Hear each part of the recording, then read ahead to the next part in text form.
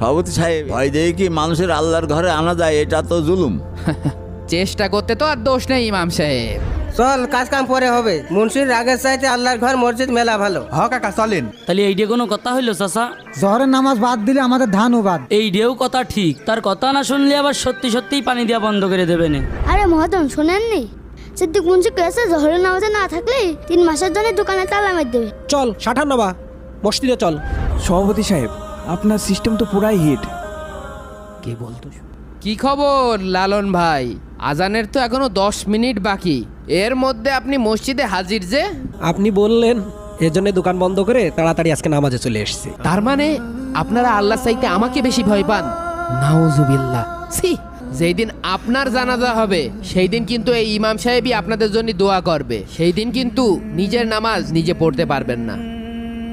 সেই দিনটাকে ভয় করেন।